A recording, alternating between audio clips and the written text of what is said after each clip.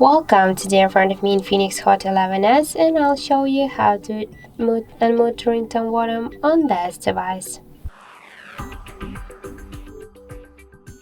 So first let's open the settings and then tap on the sounds and vibration. After that you'll see here the ringtone volume panel, and just to unmute your device ringtone you should hold and swipe to the left side this green dot. Also you can make it by the second way, just first press up or down volume button, then click here to the settings icon, and by the same way unmute your device ringtone volume. Also you can make it by this way, just you can activate the silent mode. By this way you will mute only your calls, just also you will mute your notifications.